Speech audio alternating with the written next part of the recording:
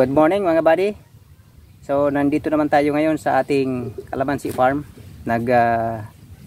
Bisita tayo at kaunting linis din sa puno ng kalamansi kasi madumi na naman. So ang damo. So ang bilis tumubo.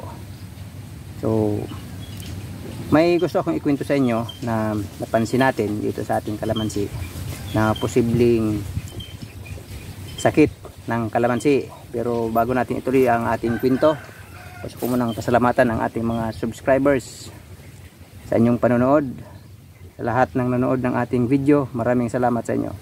So sana patuloy lang tayong magsubaybay sa ating mga video. So patuloy tayo sa ating kwento.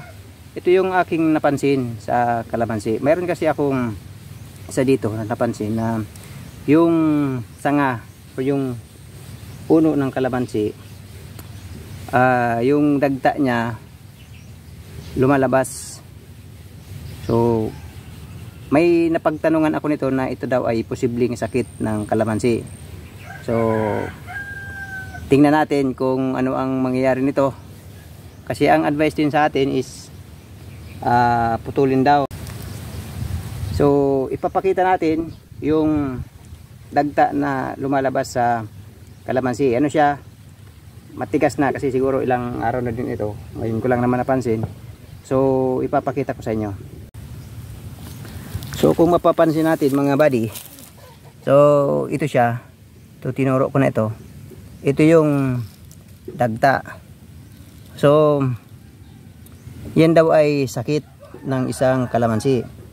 So ang advice nga sa akin, putulin ko na kasi ito medyo umiiwi din ang kulay ng kalamansi. Kaya lang mayroong maganda sana itong isa na ito, naka ano siya dito sa baba nitong dagta nito. Kaya lang tinignan ko din dito sa ito, mayroon din. So kung putulin ko dito, posibleng mamatay din ito. So ito kasi ito yung root stock ng kalamansi. So kung putulin ko dito, mayroon din dito. So ganun din, mamamatay siya. So walang option. So since tayo ay bago sa pagkakalamansi, i-observe natin ito kung talagang mamamatay siya. I-observe natin siya. So sana hindi mamatay. So yun mga buddy ang ating napansin dito sa ating kalamansi na isa na ito. So yung dagta